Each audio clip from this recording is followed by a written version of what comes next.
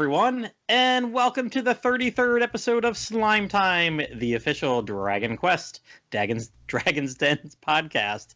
This is Plattym3. And this is Liamland.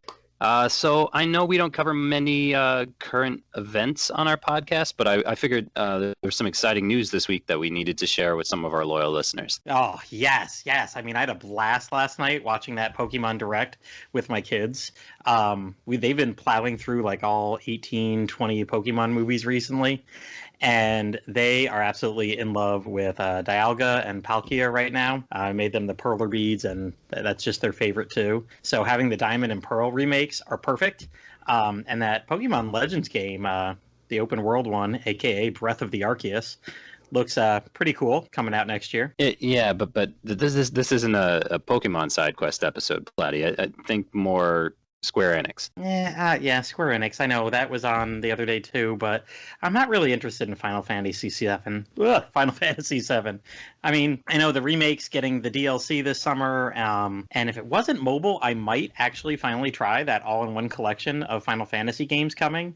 It's pretty cool that they're shoving 7 and Advent Children and Before Crisis and Crisis Core and Dirge of the Cerberus all together. I just wish it was like for Switch or something. Right. Yeah, I mean, right company, but wrong franchise. I was talking more about... Yeah. I mean, I know I'm not, again, the biggest strategy RPG player, and I've heard good things about that Project Triangle Tactics demo. It is as beautiful as Octopath Traveler. I mean, they have really nailed those 2.5D HD games like that. I was actually thinking more along the lines of the third entry into the Bravely Default series. Yes, just came in last night. I've booted it up. You'll be able to hear more of my thoughts later this week on Q&A Quest. But right now, I'm only 2 hours in. Just beat like the first boss. Bravely Default 2, which is the third game.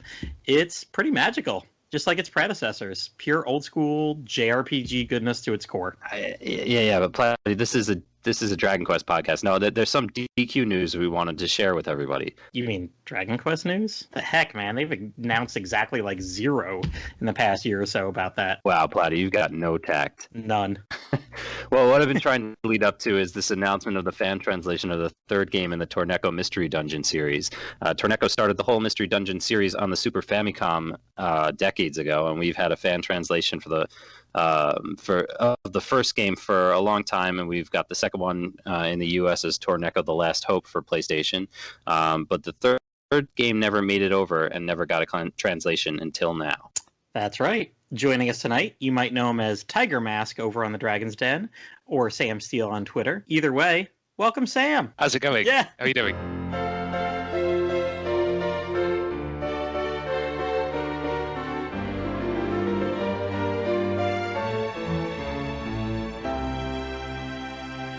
We're doing good. Excellent. Welcome to the podcast. Thank you very much for having me. Can't wait to talk about your translation efforts in a bit, but first, let's get to know you a bit better. Yeah, of course, definitely. So what's worth your username? You can either talk Den or Twitter, whatever. And then how do you get into Dragon Quest? Well, with the Tigermask username, I'm a big pro wrestling fan. Have been all my life. I was a pro wrestler for a few years as well, about 10 years or so. And he's always been one character I've really liked. So I like the masked wrestlers and kind of the superhero thing. He was one that stood out to me. So I started off using that username. With the Twitter name, that's my real name. Quite fortunate. Oh. It does sound like a fake name, but yep, that's my real name. Actually, both could be professional wrestler names. Definitely. Yeah, I was thinking like Sam Man of Steel there. That was... I used to get called that a lot at work. You go in Monday morning, they say, "Oh, Sam, what have you been up to?" "Oh, I was wrestling at the weekend." Or used to run marathons and all that sort of stuff. So, yeah, it kind of became a bit of a nickname, Man of Steel, and stuck with it. I quite like it. Nice. Yeah. I heard, I've been seeing the clickbait articles. They're looking for a new Superman, trying to reboot the series again. Well, I'm not too sure about my acting ability. I think it's pretty poor. But, yeah, I'll give that a go, definitely. So, how did you originally get into the Dragon Quest series? I had to do a bit of thinking about this one. I think it was a Game Boy Color game, either Dragon Quest Monsters or Dragon Warrior 3. I'm almost certain I bought it from a guy. He ran a stall called Mean Machines in the local town's market. He'd been there for years. I think he only closed down probably about 2 or 3 years ago, but I remember going there to buy my Mega Drive games, some Game Boy Color and all sorts. So I think I bought a couple from him. I'm really gutted though, because I've played through the whole series of Dragon Quest now, the mainline series, and I'm devastated that I lost that Dragon Warrior 3 copy I had, because it was probably about a few £100 to get another one boxed with the cartridge manual and everything, but I did manage to track it down at the end. So yeah, it's probably kind of late 90s to about year 2000 or so when I started playing, and then I've been kind of in and out since then. Probably some of the DS remakes I picked up across the way. Dragon Quest Monsters Joker, I know I bought that 3 or 4 times, kind of buy it, play a bit. I couldn't get past kind of the first couple of islands, and I'd lose interest and I wouldn't play it, and normally I'd trade it in or I'd take it to the market stall or whatever. And then I pick it up again, give it another go, and I'm probably on about my 4th copy now, with the intention that I'm going to finish it this time, but we'll see. But yeah, I did manage to play through the whole series. I started, I think it's about 2015, just going around to random shops when I could find it, copies in stock, picking them up, collecting the Game Boy Color games, and I just wanted to finish the whole series. Now I'm kind of going back and doing lots of the side quests, collecting the mini medals, filling up the monster books and that type of thing. But yeah, love Dragon Quest. Nice. Cool. So, speaking of loving Dragon Quest, what characters or monsters do you love most from the series? I'm probably going to have to say Yangus from Dragon Quest VIII. I love the accent, the whole Cockney rhyming slang thing. He was always on my first row of characters as well, always in my main team. He was kind of the comic relief as well. I really enjoyed that. And I was doing a little bit of research on the voice actor, and he's appeared in a few TV shows I used to watch when I was a kid, which only bit parts and things. And yeah, I thought, oh wow, awesome. I remember that episode. I remember him being in it, but I can't remember what his character was called. That's cool. That's Ricky Grover, right? He did stand-up comedy as well. Yeah, I never saw any of his stand-up, but I know he was in. There was an episode of Red Dwarf he was in. Which, oh, really? You'd seen Red Dwarf? Yeah. No. Oh, yeah. Definitely. I think it must have been the first or second series or so. It was one of the early ones, and then he was in. Wow. I'll have to look that up. Yeah, interesting guy, definitely. But always big, tough guys, Cockneys, that sort of thing. Yeah, he's my favourite, definitely. He looks the part. Yeah, it does, yeah. I was thinking monster-wise, Slime seems the obvious one, but I'm going to say Cruelcumber from, I think it was Dragon Quest 9, but the animation and the sound effects they put into Dragon Quest 11, there was just something about it that made me laugh when you kill him and his spear flips over and stabs him in the back. I don't know. Oh, yes. Yeah. I did enjoy that. I also love when you animations like that. Those are great additions. Yeah, when you crit a Sanguini and it just like slowly, just the shock of it flipping over on itself with its face, just so great, so memorable. So what are some of your favorite games in the Dragon Quest series, mainline versus spin-off? I'd really struggle to pick out mainline ones. Dragon Quest VIII, again, Yangus. I like the story as well. Really nice story. The evolution from the 2D graphics to 3D, you can see a step up in kind of how the game's evolved and developed over time. I think I played a lot of the DS ones around that time, so getting the 3DS remake of Dragon Quest VIII, it was like a whole new experience, something very different with full voice acting and everything. So I've always really enjoyed that one. Dragon Quest VII as well. I didn't play the PlayStation 1 version. I don't think it came out in the UK. If it did, it wasn't well covered. But again, I picked up the 3DS remake, and I like that one as well. It was I'd normally play maybe a chapter a week and stop there, but it reminded me of Monkey, or I think it's Sayuki in Japan, based on Journey to the West. You have their main overarching stories. They're traveling to pick up scriptures, but then each week they're doing something different. They're fighting demons, or they're helping a village or something. And it just, really reminded me of that. And that's a TV show I've really enjoyed, and the story as well. And good game, definitely. I might even go back and replay it, but I think I was up to about 100 hours on my playtime without doing any side quests. Yeah. But yeah, and there's a couple of heavy going bits in the story, and I definitely had a couple of weeks break when Kiefer leaves the party. I won't say anything, just in case people haven't played it, but that I was like, oh. Yeah, I mean, spoilers on a 20-year-old game. Yeah. People listening to our podcast, they probably know that. Good. I wonder how many people just stopped playing after that. They're like, just fuck this, and they just like rage quit.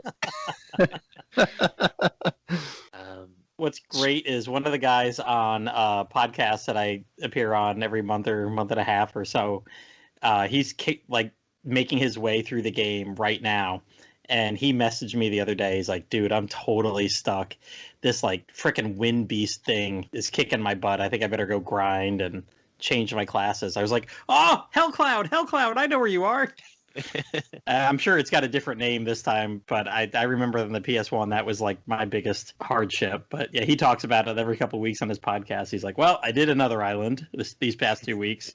You know, he's working along kind of like you did. You know, maybe an island or island and a half every couple of weeks. But yeah, I never even thought of that. Yeah, it's kind of like a TV series, just one with an overarching story, but you've got your story of the week too. Yeah, I think I might do another playthrough, but it's been a couple of years since I finished it, so I think I'm probably about ready. Mm-hmm. I think spin-off games, though, I'm not sure. There's none that's have really taken me. I enjoy Dragon Quest Monsters. I struggle with Joker. I've kept having to go back and replay it, and I think I'll stick to it this time. But Rocket Slime, probably the art style really stands out to me. That's probably one of my favourites. Again, I've not finished it, but yeah, I do like that one. I should probably say Torneko as well. Yeah, it's hard to. You're about to be known for that. It's hard to pinpoint one spin-off series that I like the most, because they do it so well on many levels, including Torneko, Rocket Slime, obviously. The Builders games are fantastic, as well as right. Like so it's like, how do you compare Builders with Rocket Slime? They're two very different spin-off games that are both enjoyable on their own level. Yeah. Me and my wife both really got into Builders. She jumped on Builders 2 with me. I think for her, she was thinking, this is going to fill the void until the next Animal Crossing's out, but really got into it. We were playing it together. Yeah, that was great. Yeah, I mean, all the different side entries like that, I mean, they're not usually games that I would go out and seek. I have still to this day probably never played more than 5 minutes cumulative of Minecraft, and yet I've put 100+ hours into the Builders games. Slap Dragon Quest on it and I'm there. I've never played Minecraft before. I've only seen it and not really been interested in it. But when the Dragon Quest version came out, I was like, oh, I got to try this now, and I liked it. But then I heard that like Minecraft, it doesn't have as many like missions in it. Is that right? Or it doesn't have like the apparently there's a story mode. I don't know. I've played bits of it, and it always seems a bit aimless, and I end up either dying and losing everything and then throwing a bit of a tantrum and burning my whole village down, or having the structure to Dragon Quest Builders kept me playing it longer. Definitely 2 as well. The difference between Dragon Quest Builders 1 and 2 was just day and night. There was just so much extra, and the story seemed better written as well. There was a lot more substance to it, and the DLC was great. Yeah, like 1 was almost like proof of concept. Guess what? We can do this. And then 2, they were like, cool, now that we can do this, let's like flesh it out. Yeah, definitely. Hopefully there's a 3rd one. Yeah, that was one. What is it? The producer is now not with the company anymore, or the director. Somebody left the company, but you know what? It's not like that one guy was sitting there doing the coding, so... Unless he was. There's a whole team of people out there that could put together number 3. Be on it. Yeah. So, out of all these games, because it sounds like you played at least tried a lot of the spin-offs and obviously all this stuff, what's some of your favorite mechanics? Do you like job classes, monster collecting, casinos? What do you like doing there? Probably all of it. That's why I'm addicted to the series. But mini medals are probably my favourite. Just going into a town, breaking into someone's house, going through all their furniture, smashing all their pots. With no reaction from them. Yeah. I think I'd like to see that in one of the sequels. Someone get a bit annoyed with you when you start smashing up their furniture. And then going back and retracing his steps and going back through the towns. Quite often I'll play a whole game through, and it'll be a few months until I go back and try and complete the extras. And it just starts jogging my memory, and I think, oh wow, this town was so cool. I loved this when I first arrived, and that kind of side of it, of revisiting places, revisiting people after you've saved the world. That's really cool. Usually I'm cheating now. I've got a guide. I do that all the time. Yeah, same here. I loved the unlimited mini medals in Dragon Quest 9, where you're not limited to finding a set amount, and then you can just continually use them to buy stuff at the shop in Darbridge. Yeah, that's good, because I feel like almost every game that has the set level mini medals, I'm not 100% sure if I've ever got the best prize in any of them. I feel like I always get to that second best, and then I'm missing 8, 9, or 10 of them, and I go looking at those lists, and I'm like, but I thought I got that one. I thought I got that one. I thought I got that one. That's right. I go to the first 10 locations. I'm like, oh, I got all those. My God, am I going to have to go to all 100 locations again? And the answer is usually yes. If I'm going to find those, I am going to have to. Yeah. Meanwhile, the final boss is still ruling the underworld, terrorizing people while you're just like hunting down these mini medals. Gosh darn it! I need the shield with 10 more defense. I get so obsessive with some of the side quests and bits. I always have to have a checklist on games to make sure I'm not going to miss anything by carrying on with the story. I was playing Yakuza 0 at the start of the first lockdown we had here, and I played a good few hours in and thought, oh, I've missed an achievement, and looked back and had to replay about 10 hours of the game just to get this achievement. Oh. Okay, yeah, I'll do that. And Final Fantasy VIII, the current one, I started the HD remake. It's one of my favourite games ever, and I've finally gone back to play it. I had to build myself up to it. There was just that feeling like, well, is it going to live up to my expectations? That was such a big game for me. I think I was about 16 when it came out. And so being in the last couple of years at school, both in the game and real life, it was, I really like that one. But I've got a guide on Steam. I keep refreshing. I'm like, oh, okay, I've missed that card. I've missed that bad guy. Okay, I'll go and get those quick before I go and fight the next boss. Yeah. Yeah. I'm already starting to think about stuff like that because I am 2 hours, jokes aside at the intro, I am just 2 hours into Bravely Default 2. And I'm like, oh, God, what am I going to miss? There's no guides. This game's been out for like 48 hours. Like, oh, man, I'm going to miss stuff. I know I'm going to miss stuff, or I'm going to miss a job. I'm going to miss, or the asterisks. That's what it is. They get you the jobs. And oh, definitely. Like, whatever. I'm just going to play through. It is what it is. Put my feelings aside. All right. Well, we're going to get talking about your translation work here in probably about 3 or 4 minutes, but we did want to hit on the first 2 Mystery Dungeon games before we get to what we're going to mainly talk about, the third one. The first one, I just started it up the other day.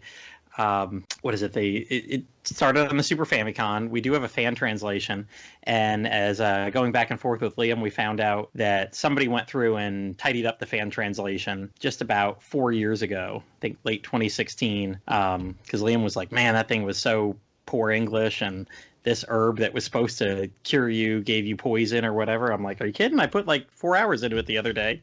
I cured myself from poison with the antidote herb and everything, and like, I think all the English sounded fine to me. There was some item or something where it's like, I think it tells you you've been poisoned, but it's actually curing you or something like that. But the translation that I definitely had was pretty wonky. But I'm definitely excited to restart that when I'm done with 3. Mm-hmm. So I played the other day. You start off, it's right after Torneko leaves Endor. You come to a new area, and they're like, his family's hanging out under a tree, and they're like, go talk to the local king, because we're going to set up a shop here and start a town. And I did the first part of the game. The king's excited that you're there, that he's heard about you.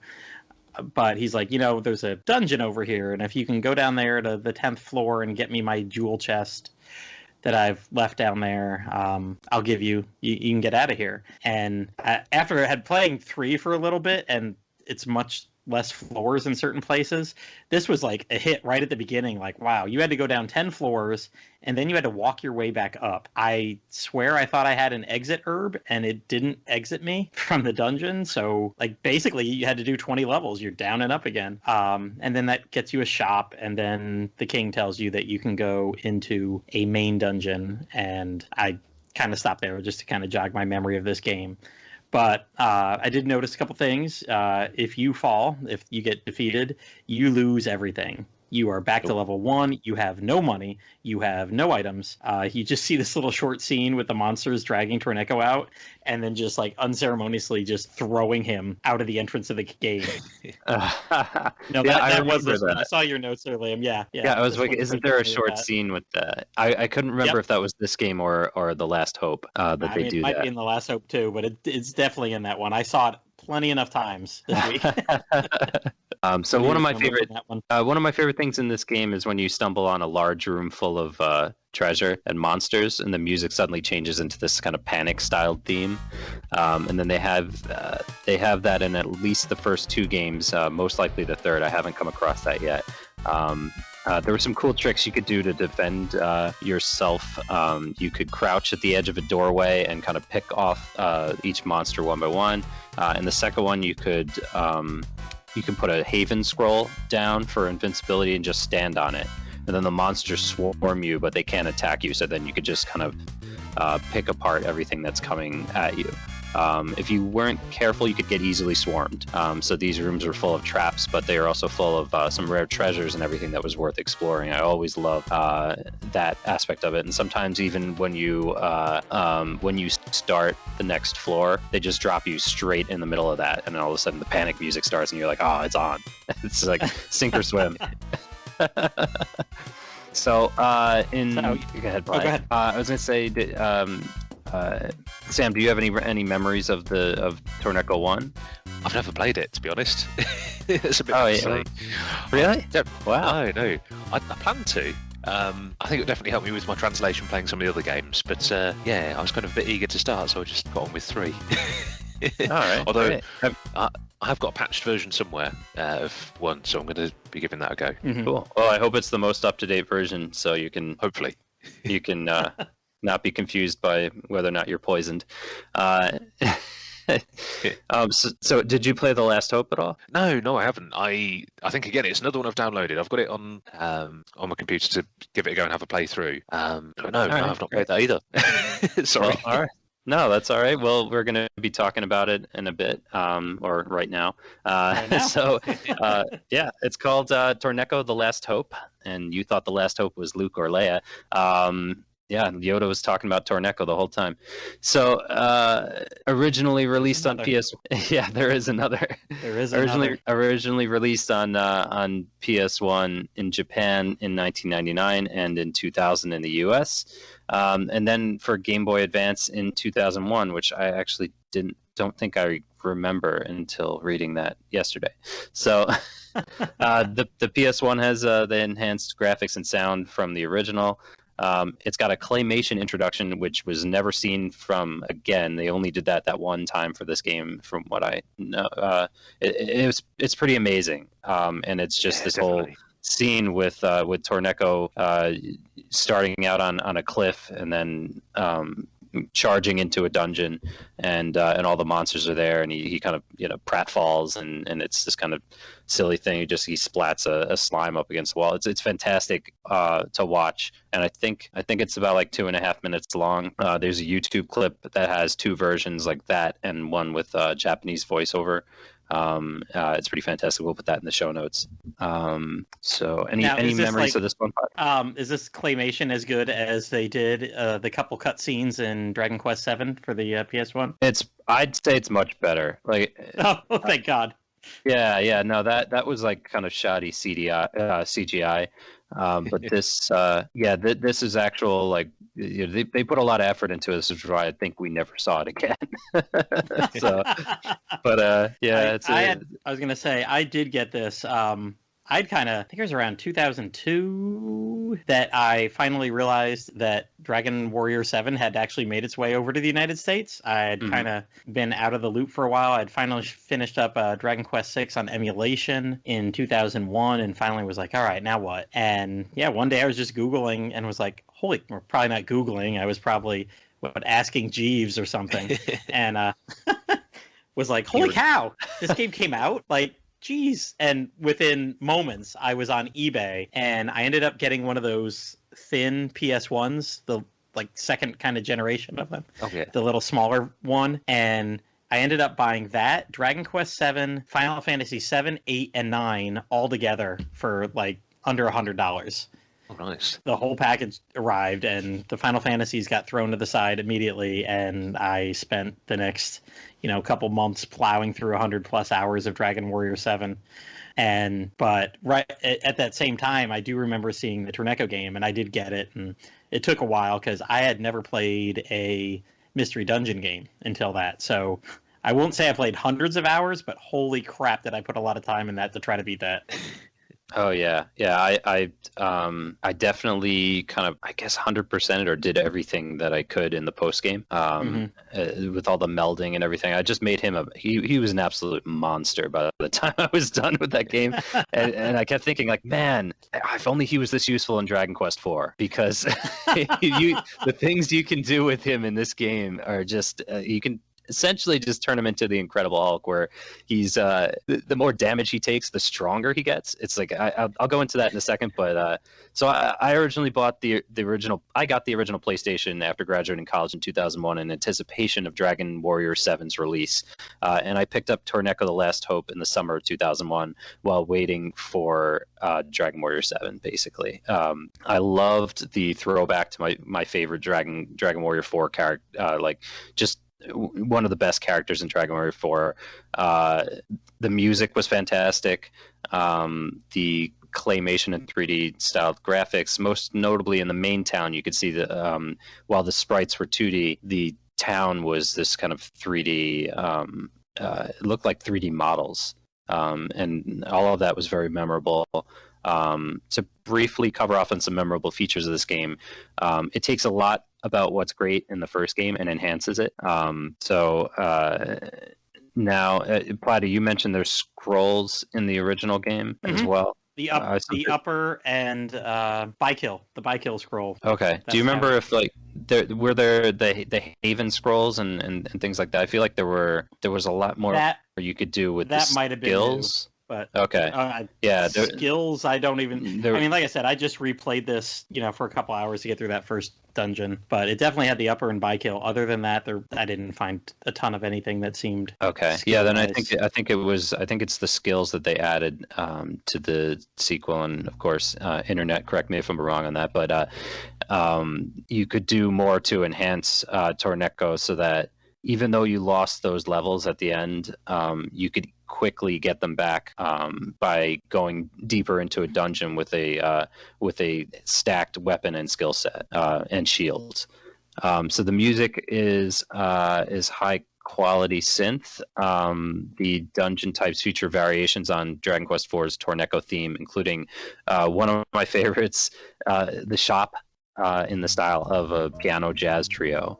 So I'll leave that in the notes as well, because I remember listening to that and thinking, man, that sounds like Charlie Brown jazz, and then going back and like finding out like, oh, there's this guy Vince Guaraldi who did all the Charlie Brown music, and just like start listening to him nonstop, and that was because of Torneko that I'm now like a hardcore Vince. Is it Giraldi or Guaraldi? If you're hardcore, I guess you probably would know that, but yeah, it's fantastic little theme version, so definitely check that out. We'll put that in the show notes as well. Melding weapons and shields for skill bonuses, and being able to use scrolls like upper to raise levels of the weapons and shields. It adds this fresh dynamic, particularly the skill bonuses. Again, I mentioned stacking my skills so high in the post game. I'd have Metal King plus 99 swords and shields, where with skills where Torneko would take damage and his attack would just absolutely jack up, and he was a complete beast. So it's like, imagine if you were fighting someone and every time you hit them, they got stronger. So, jeez. With this type of power, it didn't matter that you lost your levels after every dungeon, because you could just easily get close to 99 levels with minimal grinding in the harder, lower floor dungeons. I remember you could even one-shot a dragon, basically. Jeez. All right, so moving on to Torneko Mystery Dungeon 3. Yeah, the reason we're here today. It was guess we should read the little stats here at the beginning, and then we'll read the description from the wiki. Sam says that from what he's translated so far, that's pretty much all he knows too. So we won't put him on the spot for that. And we'll. So this came out on the PS2 actually first on Halloween Day back in 2002 in Japan. It took about a year and a half till June 2004 to get a Game Boy Advance version. And basically this thing happens about 7 years after the first game, 6.5 years after The Last Hope. Torneko and his wife and son, they're on a boat journeying to a distant island for a vacation, celebrating their anniversary and the kid's birthday too, because there's a happy birthday theme at the very beginning of this. But during that time, big tidal wave comes, knocks them all overboard, and they end up on this strange island. And there's a mystery dungeon there. Who knew? This guy stumbles into these things wherever he goes. Yeah, it's interesting that they actually aged the son. You know, he's believably older than he is in in Dragon Quest IV. So that's cool that they went with that kind of continuity. It's not just like, you know, The Simpsons where they're forever the same age. Yeah. Man, that must put Torneko. I mean, he's a beast in this game too, or at least he can be. So, you know, he's getting aging well. Yeah, yeah. The older he gets, the stronger. When he hits 90, he's going to be unstoppable. So, Sam, what drew you to translating this one? I suppose there was a few different things. One of my first translation project, I worked on Final Five Pro Wrestling, which is also for the Game Boy Advance. So I figured that kind of had a business management simulation to it. You hire your wrestlers and you book your shows and you get sponsors and everything else. So it wasn't as text intensive as an RPG, but there was quite a bit to it still. So I thought, I've picked up enough from that. I think I might be able to pick something up and translate another game. And I'd seen someone tweeted a graphic that showed all the Dragon Quest games from all the different spin-offs and the main series ones and everything else. And that one jumped out to me. I thought, oh, okay, a Game Boy Advance game that hasn't been translated. And I was kind of at a bit of a loose end. The Final Five Pro Wrestling, they brought out the most recent game, I think it was 2017, and they had some DLC that kind of made the Game Boy Advance game pretty much redundant. So I released one final patch, like, okay, that's it, done, finish that project, won't go back to it. But wanted something else because I really enjoyed kind of the problem solving, testing the game, getting people's feedback on it as well, just seeing how I could develop it further and change it. So I picked that one up. I thought I'll just load up the ROM and see how easy it is to break into and translate. And yeah, went from there. It's also part of it's giving back to the community as well. I've been part of different gaming communities all my life, and I've kind of found the Dragon Quest ones always very welcoming. Everyone's very supportive and kind and sharing whatever they've made or done. I'm not really much of an artist and I'm not great at writing, but I can sit in front of my laptop and just plow away at a ROM, translating stuff and pulling bits apart and figuring it out. And I thought that's something I can do to contribute and give something to the community. Just kind of, yeah, sharing what I can do. Cool. So what are the hardest or most difficult hurdles to overcome when translating a game like this? One of the most frustrating is breaking the ROM. I'm kind of more of a jump head first into things kind of person. So the first probably about 10 hours of the translation I'd done, I hadn't tested it very much. I hadn't taken any backups, and I'd completely corrupted a load of graphics, and the game wouldn't load properly. That was so frustrating. I think I'd got through most of the bad guys, a good chunk of the items. There's a couple of other bits I'd translated in the story and the dungeon text. And yeah, they completely broke the ROM and hadn't realised because I hadn't bothered to open it and test it properly. So from that point, I kind of took it a lot more seriously. I keep a lot more backups and notes. It always seems to be Cora over at the Mystery Dungeon wiki. She runs that, and a few other wikis. I've always given her early access to my patch. She got in touch with me kind of a couple of days after I said I'm just going to give it a go. And most mornings I wake up, I'll check my phone, and she'll message me saying, oh, by the way, this dungeon's corrupt. And I'll load it up and think, oh no. I just get this horrible cold sweat. Apparently, especially the last couple of weeks, kind of coming up to the release date, I start panicking and thinking, oh God, how much am I going to have to redo? Thankfully, it's never been too much. With these more frequent backups, it's because I've been more sensible this time. It's been easier to fix. But I still have that cold sweat when I get the message through saying, this is broken. Here's the screenshot. One of the other things that's irritating is the way that the characters are stored in Japanese. So most of them are uncompressed. So for one Japanese character, you can put in 2 English letters. But in some cases, they're using a different table set for the characters. So you might have maybe 3 spaces to fit in a 5-letter word. Other times you've got the complete opposite. You've got 21 characters and you've got 3 letters to put in. So it's not too bad. But I'm having to get creative and looking through the thesaurus and trying to find alternative translations just to fit something in. I've had to make a couple of compromises here and there, but I've tried my hardest not to compromise too much. The hardest one for me to go with was you've got the descriptor of what sort of item you're picking up, and then it tells you what sort of item it is. So it'd be the golden sword, for example. And some items I could fit that in perfectly fine, and others I'd get to it and think, there's no way I'm going to fit sword at the end of this. I've got 4 characters, it's platinum, this isn't going to work. So I've kind of compromised, and I've just got the descriptor of that item because there's an icon next to it. So I kind of hope the player will go, oh, that's a sword, it says golden, that's obviously a golden sword. Hopefully that works, but I'll be happy for some feedback when I've released the demo, what people think. Yeah. Awesome. I think Yeah, I've Liam and I seen. both played just a couple hours of this, and what you got, and it was easy enough to understand that part. Yeah. Oh, good. Yeah, I think in previous translations or even the official localization of the second one, don't they have like Plat Sword or something? I feel like I've seen that before, just kind of abbreviations of things to fit it in. There's definitely a few of those. Yeah. That might have been more the Game Boy Color games. I'm not sure, but and you know what? Heck, it was like that in Dragon Warrior 7 for the PS1 because you had the Plat King. That's right. Yeah. Yeah, and that's all it was, Plat King. And you had Sword Dance, SWD Dance. I want to say Dragon Warrior 7 on the PS1 was like limited to 8 characters, and man, there's a lot of stuff crammed in there. The ones that jump to mind, I've got an H-hood that attacks you. LMS, I thought that one was quite easy for Dragon Quest regulars to pick up. There's a couple here and there, and I know there's a few I've got to go back to where I've just kind of, it's normally late at night after I finish work. I'll sit there, I'll work through some of the item list or some of the monsters, and I'll get to one and I'll just think, sod this, I'm going to bed, I've had enough. Click save, I'll walk away and think that'll be a problem for Sam tomorrow. Future Sam will figure that out. Yeah. He'll have more sleep and have a better idea. Oh, well, you actually discussed this one a little bit already. I was going to ask you about your association with the Mystery Dungeon wiki. You said Cora reached out to you? Yeah. One of the first people to send me a message through.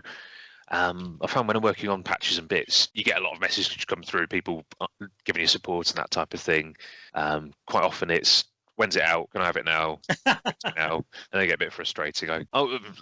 Always polite to people and say it'll be out when it's out. It'll be ready when it's ready. But when Cora got in touch, she was very keen in the big things, sharing information that isn't generally available. I think about a week or so after I started speaking to her, she sent me a load of photos of the guides she'd ordered from Japan. There's probably about 3 or 4, and her plan is to cut them all up and scan them all in and to put them onto the wiki so that information's available for everyone. I dread to think how much some of those guides would have cost, especially with the your import tax and postage and everything. I think kind of a few £100. And the idea that she's sharing all that information with all the fans, kind of the Mystery Dungeon fans and the Dragon Quest fans, that's something I really liked and thought, want to support them as well.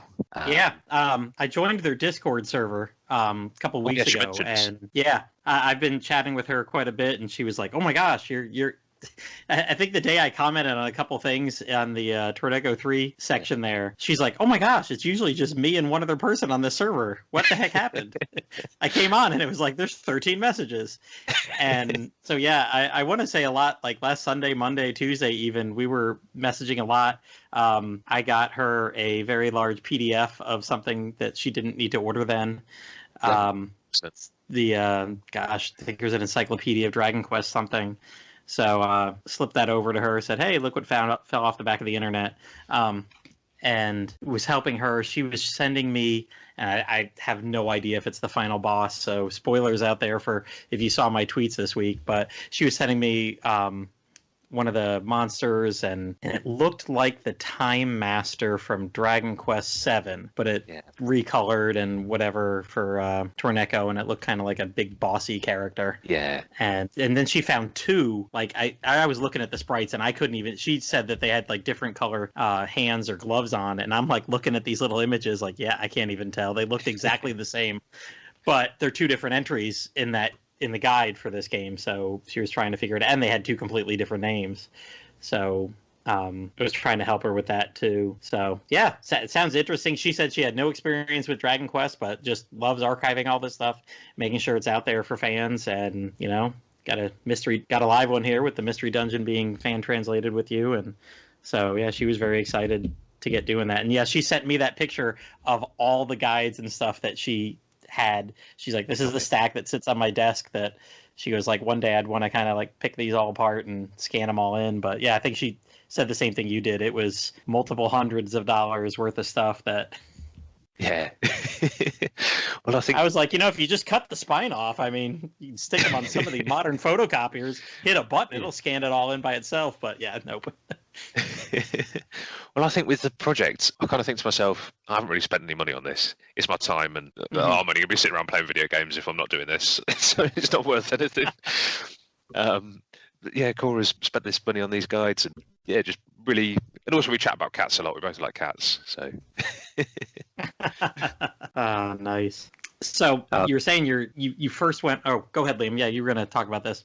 Oh, I was going to say, what was the thought process on the monster item and spell names, and why did you choose what you did? Yeah, of course. I think I'd started translating some of the dungeon text and picking up items. I thought it'd be nice to know what all these items are as I'm collecting them. So I picked out some of the parts of the game. As soon as I found the item lists, the monster list was a little bit further back. The spells were quite close as well. I thought, well, it's just a case of sitting here, picking out the names, getting them in the right format, translating them, and then sticking that back into the game. It was a little bit laborious, and I thought, well, this is probably the boring part. If I get this done soon, it's out the way. But I can kind of, if I've been at work all day or whatever, I can just sit there for an hour or two, stick some music on, and just plough through however many items I can do in an evening. Sometimes it might be 10 or so, and then other nights I could probably get through a whole section. So I think it was one night I found the staff section, the canes, and I think I just sat there and powered through. It was about midnight or so when I went to bed, and all I could think of the next day was they're all different types of wood. So I was thinking of Japanese woods that I've not heard of before. It took a lot of Googling and figuring out what things were supposed to be. I think probably the way it's organised, it was just easy to sit there, plough through it, get it all translated, and it makes the game a bit clearer. You know what you're picking up, and you've got a decent idea of what it's going to do if you use it, hopefully. But I can't promise that there isn't a poison plant that's going to cure you. Well, let's see. I probably right where Liam is. I think I've only gone 2 levels into the dungeon from the castle. I keep getting my butt handed to me there. I blew all my money when I got to that castle town. I was like, "Yay, a merchant!" I sold off everything, spent all my money to get like an ocean sword, I think it was, and the best armor. And I went in, and man, I made it all of a level and a half before I got killed. And sure enough, I lost my ocean sword. But thanks for the warning. I hadn't saved. Yep, I hadn't saved. I hadn't made a save state right then, and I was like, crud. I'll take the L on that one and make sure I save and keep my progress at that area at this point. Yeah, I have just enough money for that sword, so I better not lose it. Yeah. Now, what's nice about this game is, so far, what I've noticed is Torneko doesn't lose his levels. No. Because nope. My guy's like level 6 or whatever, and I've died plenty enough times. And do you lose half your gold and like a random half your items? It seems like it. I'm not sure if it's always half the items. There's been sometimes I've dropped 1 or 2 if I've had a full bag. You do lose bits and pieces. I think I lost a sword the other night when I was playing, and put me off playing for a bit. I think I might have started a new save after that. But yeah, it's not as punishing. I also picked up Shiren, which is one of the Mystery Dungeon games, samurai in feudal Japan. And that's quite painful. You lose everything. oh yeah. I played that. That one actually came out in the United States on the DS ages ago. That's how I'm playing it. I think it was in stock at a local shop, so I think it was a mail order. They might have lost it the first time I had to reorder it. I think that one's like re-coming out for the Nintendo Switch. I've been hearing people talk about it recently, and I'm like, what? That game, I played that like 14 years ago. What are you guys talking about? I kept looking at the limited run version of it, and I thought, I don't know if I can justify spending all that money. That may be why. Yeah, they probably did re-release it. If limited run's doing it, then yeah. But yeah, that one is brutal. That was definitely. I did not make it far. I'm like, I'm not making progress in this game. It's not Torneko. I'm done. I'm out. I think with some of the renaming I'm doing, one of the things I want to go back to is looking at the names of characters. Because Poporo or Popolo is one of the ones. Is Poporo some places, Popolo others, and then the official translation is Tipper. I'm starting to think maybe I should just go with Tipper. There's a few characters like that. Think, do I change them? Do I make it? Am I trying to localize it to match what Square Enix of America did, or do I keep it kind of more honest to the original translation? I think probably going more towards Square Enix America stuff's the way to go. So it might be Tipper. Yeah, because I was going to say this would be around the era where everything changed anyway. Yeah, because 2002, that was right around. That's this is the Dragon Quest VII time, and then we got Dragon Quest VIII, and everything has been renamed since then. Yeah. So yeah, you've got decisions to make. Yeah, I might just give up all responsibility and just post a question on Twitter. Leave it to everyone else. And then when people complain, I go, well, I gave you the choice. It's not my fault. You got to vote on it. Should have been on Twitter. Should That's have a been good call. Yeah. creating alternate accounts and voting as many times as you could. Just create a bot that like votes for your favorite every time. Now, Sam, I know you're going to be on Dragon Quest FM with Austin soon. Yeah. And just the episode that he dropped yesterday, he was talking to Ryan Molina, and they were talking about the next game in the series. They were talking about Young Yangus, which was the mystery dungeon that came out after this one. It was for the PS2 as well. And he was talking about how there was a young Mori in there, and there was a place to recruit monsters. He said there was even monster breeding in the game, and they would follow you around, kind of like Pokemon Mystery Dungeon games. You'd have the monsters following you around with them. Does this game have any of the mechanics like that? Well, I've been poking about the ROM, and I've definitely found some things that seem very much like an arena. I've seen things that look like possibly team names for the opposing monsters. I think Poporo can recruit monsters as well, from what I've read on some of the Japanese wikis and articles. But there's a lot of text that indicates that definitely recruiting's going to be part of the game. Okay. But it's also possible there is going to be an arena in it as well. So I'm sure that's going to be in one of the bigger towns a bit later on. I think it's very possible from what I've seen.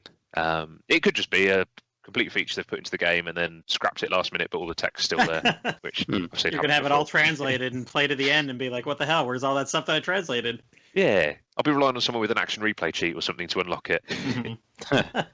So you hinted at this just a little while ago, but I wanted to mention this as spoiler free as possible. So this is the first game where the first Torneko game where you actually get a party member, I think, as far as I remember. Can you get more than one party member without spoiling who that might be? You can do. There might be spoilers in the main menu if you click around too much. Okay. There's kind of the free play modes. I think it lists the other characters you can choose. Oh, cool! I'm gonna be doing that soon now. I mean, without too much spoilers, I think we can go in here within the first 20 minutes of the game. You're hooking up with this island girl named Inez, right? Yeah. It's just the way that you said that. It's just the way I said it. Yep. Yeah. I tweeted out my Perler Beat image of her earlier this week. Her and Torneko beating up a liquid metal slime. But yeah, she follows you around. I think you go through one dungeon, like 2 or 3 floors, come out, and then she's the daughter of the chief of the island that you first wash up on, and suddenly she's going with you. And she's walking around, and we were talking before the show. Liam, you haven't turned around and tried talking to her in the dungeon, but I know she can heal you, and she's got, I want to say at the very beginning, she's got 3 spells. I didn't try the other 2. I think they were, so far, Sam, you've got them pretty literally translated, I think. Yeah. But, so I didn't really know what they were at the time. What is it, Hoimi? That one I recognized right away as the heal. Yeah. But you can also, it looks like, give her commands. And I thought they were stay and wander around or something. Oh, that's cool. But which I do remember from, and it's funny to see these. Like, I've played the Pokemon Mystery Dungeon games, which are all about taking a whole party of 4 of them in there. And you can give each one separate commands, too. So I thought I tried it, and maybe I just thought I hit it and hit B instead of A or something. But I was trying to place her. There was a monster that kept trying to run away from me, but it was in like this looped area. So I'd run to one side, it would run the other way. And I was trying to make her stand in one spot. So if the monster went that way, we would have her and we could trap it. But I couldn't get her to do that. So was it stay or was it like stay with me? Do you know? You know what? That it said stay. So I assumed that meant stay there. But you know what? Now that you say that, it was probably stay with me, and the other one was wander off. That would make a lot of sense, actually. Yeah. Okay. Yeah, I was just wondering that because she does seem to kind of follow you around, or at least if she's separated, she tries to reconnect with you. Correct. But yeah, having a second character is an interesting dynamic that differs from the past 2 games in the series. So like that, the way that the mechanics work leads to sometimes hilarious results. I noticed a Deranger's warp spell or the use of the warp herb now causes the characters to separate. So if Torneko gets hit with it, or if he uses the warp herb, he'll warp to a random place in the dungeon, and then Inez stays where she is, which is kind of hilarious if you're using it to get out of like a sticky situation. You're just like, all right, see you later. And just leave her to it. Inez wanders around at that point looking for you, all the while, killing whatever she finds. You get the messages that she's attacking something and gaining experience when she's killed it, sometimes leveling. In one case, she was surrounded and killed off screen, and the dungeon mission just completely ended as if Torneko had been killed. So yeah, it's funny to see that warp spell not working for the party and only succeeding in separating the two. It changes the whole strategy for using it. So there's your fail. My fail was I think the first time I found a sleep herb, I walked up to something and I meant to throw it, but instead I ate it. So Torneko promptly fell asleep, and I will say Inez is not like the smartest of people, because she was like on the exact opposite side of me as the monster, and the monster's just wailing on Torneko, and she's just standing there watching it happen. Yeah. I was like, no, move around me, go kill him. But all the while, I'm fast asleep. Yeah, that happened to me a few times too, where I'm like, wait, why am I just getting wailed on and she's not doing anything? I definitely need to find those menus to translate. I've eaten a herb as well and fallen asleep. Which is why I don't feel as bad when I try to bolt and then she gets swarmed. So no, yeah, that second member does take a little bit getting used to after you're used to. If you've played Pokemon Mystery Dungeon, or I don't know what Chocobo does, or some of the other games. Oh, also the Etrian Odyssey Mystery Dungeon, you're going in with a group of 4 people. So I've played a lot of party-based Mystery Dungeons, and I will say it is tricky sometimes to get them in position, or to have a formation that lets you like both approach a monster at the same time. So. Nice. Yeah.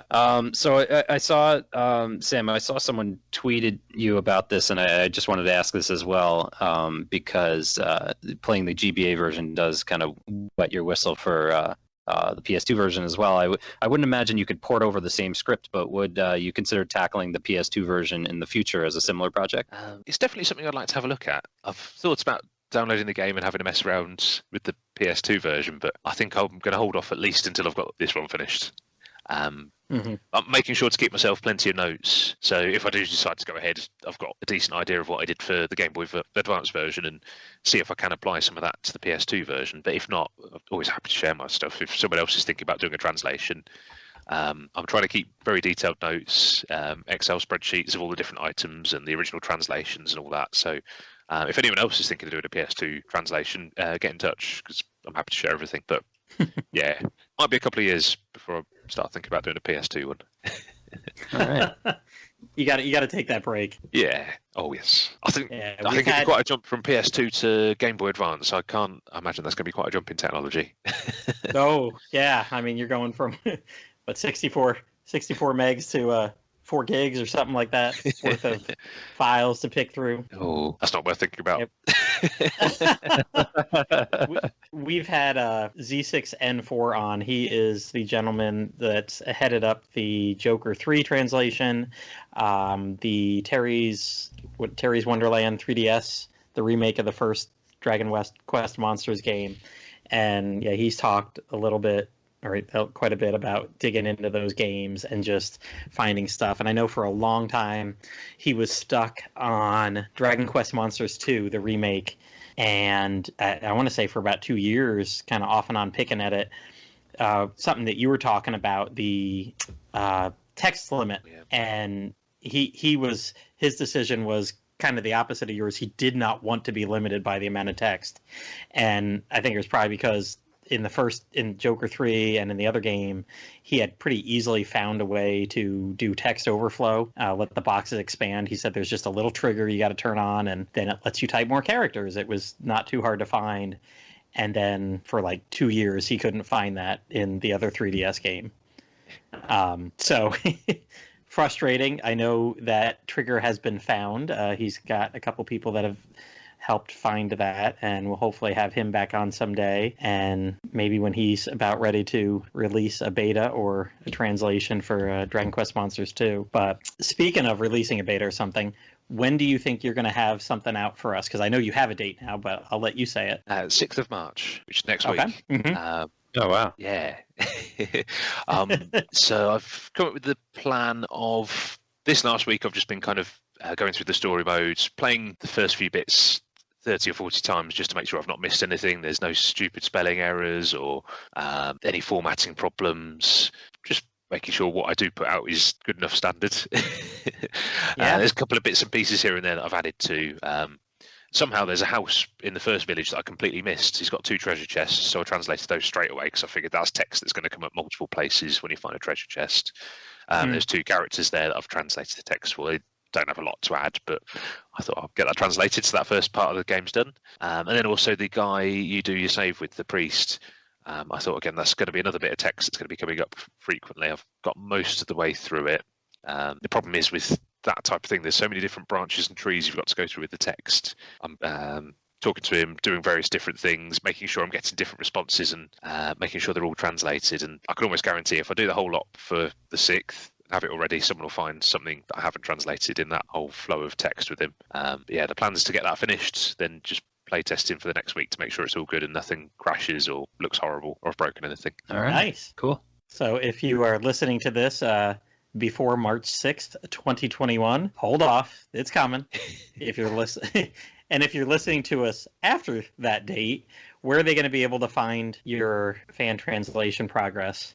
So best place to look, I'm trying to post more information on Dragon's Den forum. I've got a post there, trying to share anything I find. I've had quite a few people get in contact through there as well, giving me advice and bits that I've got stuck with, names and things.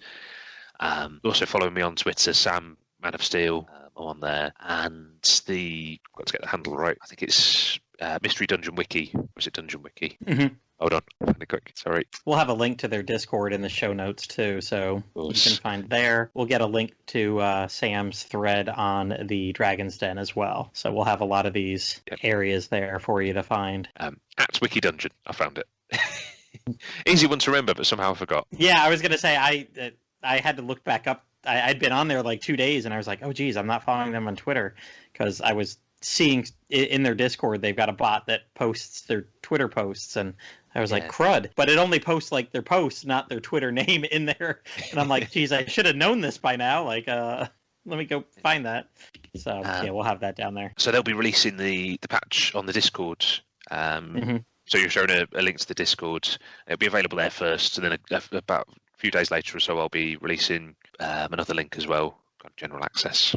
And then the plan from there is hopefully, I was thinking probably every 2 months or so, there'll be another patch, just an update, keep people interested and excited, and also puts a bit of pressure on me if I've come to 2 months and I've not done anything, but I've got a release date all of a sudden. I have a few sleepless nights just to get something out. I don't think that's been the case. I think normally in 48 hours, I've probably spent a few of those on Torneko, no matter how busy it's been with work and other things. Nice. Cool. All right. Well, I believe it's that time for a game we like to call Marry Thwack Puff Puff. So if you've heard some of our previous podcasts before, so you're familiar with this game, right? Yeah. Okay. Great. I believe RPG Wizard had called it a Wed Bed Behead, which is a good PC way of saying it. Yeah. I've definitely heard the non-PC way. Oh yeah. I was like, I really didn't know there was a PC way to say this until we Dragon Questified it, you know. Yeah. So Platty, take this one away. All right, so we came up with 3 contestants for you, and I actually put some time thinking into this myself today, like how am I going to answer this? But so early game, here's some people that I came up with, and a monster that seemed like might work out all right. But we're going to go with Torneko's wife, your party member Inez, and the feral ball, which is also known as the pillow rat, that little green puffy thing. Who would you marry? Who would you thwack? And who would you puff puff? I think I'll go with Marry Inez. I'm doing some important research for the ROM, and I found some very interesting cosplay, and that made me think, okay, yeah, I'll go with that. Also, I don't think he can convince Torneko's wife to leave him. I think that's quite a big bond. I think it takes some doing. So probably puff with her. I'm gonna have to thwack Feral Ball. All right. I don't know. Something. I remember having a horrible nightmare when I was a kid. I think I was playing Bubsy Bobcat. You have these horrible alien things that shout at you, and I'm sure one of them had 3 eyes. And I had a horrible nightmare about that, and that stuck with me. And just a quick Google of the image, and I thought, oh God, no, stuff for nightmares. When you get that. So yeah, that's the way I'd go.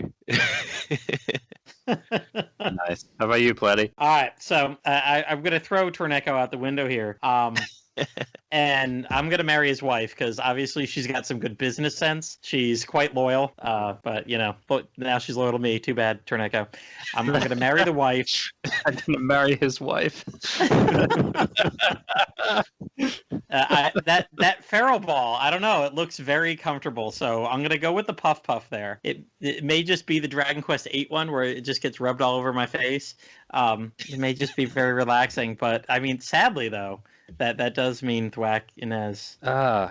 Right. This is actually pretty difficult one because it could go either way. And I definitely have killed Inez in the dungeon, but I've also killed the feral balls. Yeah, you could puff the feral ball, but I think I'd probably have to thwack that. I think marry Torneko's wife and then puff Inez, because I think that there's a little bit more going on in that mystery dungeon than he's telling his wife.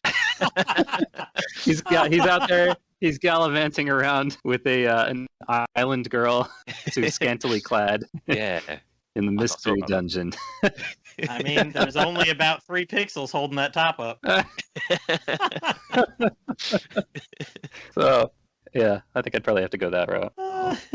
I'm quite. Yeah, because sorry. I was gonna say I don't think Torneko's gonna leave his wife, but yeah, it's just kind of funny to imagine what kind of drama is going on there with him just running off on adventures with a native lady. No, in the kindest way possible to Torneko, he's definitely punching above his weight. I feel a bit mean now. I don't know, man. They don't make him out to be the most suave person either. You play what is it, Dragon Quest Heroes 2, and he's just kind of a bumbling idiot. Yeah. He's Jar Jar. Well, yeah, I mean, even in the original Dragon Quest IV, he does a lot of particularly in Chapter 5, he does a lot of stuff that like a Gadabout or a Goof Off class would do in Dragon Quest III.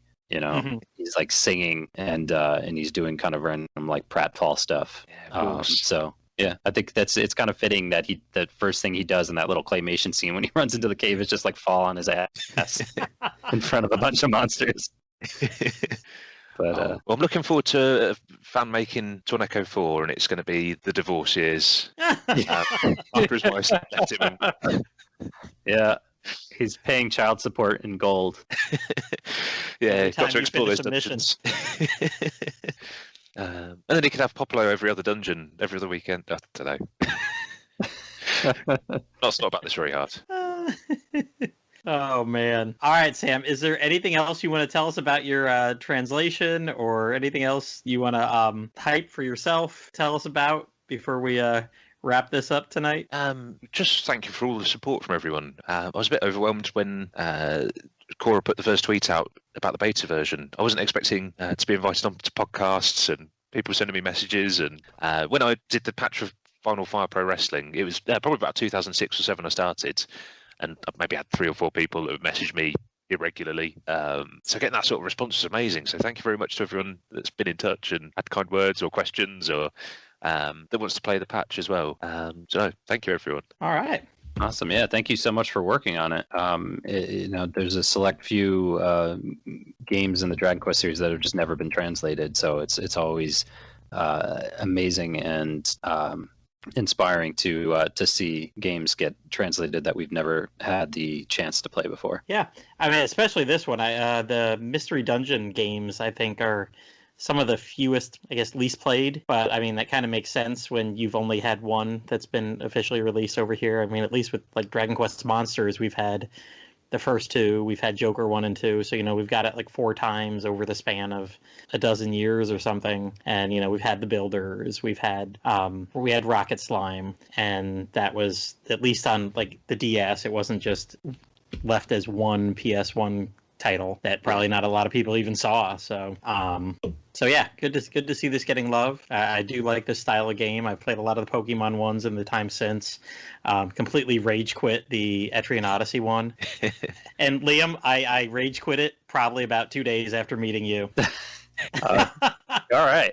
Yep. Completely unrelated, but I had it up in New York that summer that I was meeting you, and it was like flew back from New York, and I took out my copy from my 3DS to play more Dragon Quest IX because you had given me the maps and everything, and it never went back in. I was like, I have played this game for 20 hours, and I feel like I'm not making any progress, and nope. It's not going back in, and I sold it on eBay not long after I got back from New York that year. Oh, that's funny. I don't have many like really solid rage quit memories, but I did lose to Metroid Prime in hard mode on my birthday one year, and it was just like, no, I don't think so, and then I just threw it down and never played it again. And I love that game. I will go back to it, but yeah, hard mode Metroid Prime, the final boss was No, not this time. Dragon Quest Heroes, Zoma. Yeah. Oh. We definitely share in the rage quitting on that one. Yeah. That's the closest platinum I've ever come to in my life. I've got Zoma, and I don't have the Atlas and Nocturnus. Yeah, so Zoma, I did Atlas, I think, one time. But I'm also missing the one for I don't have all the items. Isn't there one that you have to, at some point, owned every item or whatever? I don't remember if I have that one or not. I think the only ones that I didn't get were like the final 3 pain in the ass bosses. Mm-hmm. Yeah. I did Atlas one time, but that probably took 10 to 12 tries. And I think only because I got close one time did I persist. Yeah. The Nocturnus and Zoma, I never got close. Sam, any rage quit memories? Hopefully not translating. I can't think of any specific games I've rage quit with, but something I really quite enjoyed was the spring load on the DS. If I really got pissed off with the game, you push the cartridge in, point it in a direction, launch the cartridge away. That always made me feel quite good. I've accidentally, I think I did this with the Zelda game for the DS, or one of them. I accidentally pressed it, and then I was like, "Oh shit, I haven't saved yet." And then you gotta kind of like try to hold it in place while you get to a save point. So you hadn't let go? Yeah, no. I accidentally nudged it while I was holding the DS, and I was like, "Oh, whoa, hold on." Need to. This is gonna end bad if I don't get to a save point. My son rage quit this summer. The 3DS, the new 3DS XL, the power button's like right on the front of it. It's in a bad spot. And I had just finished playing, what did we play this summer? Oh, we did Let's Go Pikachu. So I taught him how to play Pokemon games. We played our way 2-player through Let's Go Pikachu. And then I gave him my 3DS and started up a copy of Ultra Moon, and he was doing good with it. He'd made it like 8-9 hours into it. He beat one of the island trials, and I guess he had played it one day for about an hour. We closed it. I let him play an hour later that night, and he hadn't saved. And just the way the power button is on like the front edge of the machine, like he was just kneeling on the floor playing it, and it bumped against his knee, and I just happened to look at him at the time, and I saw like a flash, and then it went off. He has never gone back to that game. He's put 130 hours into freaking Pokemon Shield at this point, but he refuses to go back to Pokemon Ultra Moon or whatever. He's like, Daddy, I don't like that machine. It's too hard to turn off, or too easy to turn off. I'm like, well, can't make you. That's all right. It's fine. But it seems like we ended up talking Pokemon here at the end of the episode, like I opened the episode with. Yeah. Well, let's just conclude with one last pitch to Torneko. This is definitely a game where you don't have to have played the first 2 in the series, so I would highly recommend checking out the translation by Tigermask, aka Sam Steele. It's been really fun just playing the demo. and seeing all the changes and everything, but it's definitely a game like along the similar same vein of the first two, where you really don't have to have played the first and second game. You can jump right into this one and still get a lot out of it. Definitely. All right, that's it for this episode of Slime Time. Want to thank Sam one last time for joining us to talk about the Torneko Mystery Dungeon games, and congratulations for all the progress you made on getting this to the fans, this little niche title, and hope they all try it when you release it soon. Yep. Thanks so much, Sam. Thank you very much for having me. Yeah. So you might have noticed that the only time we mention Patreon on our episodes is when we say we don't use Patreon.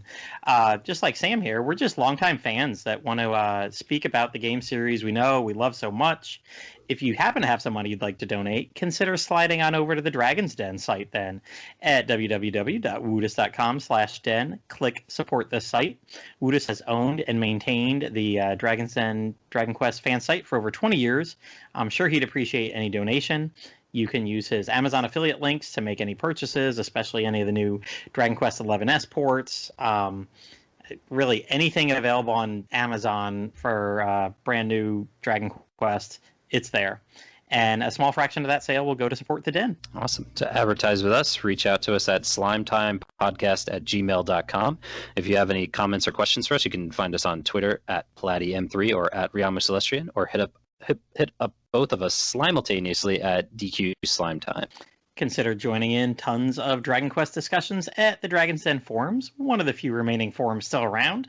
You can find it from the main page, or you can go directly to www.woodus.com/forums.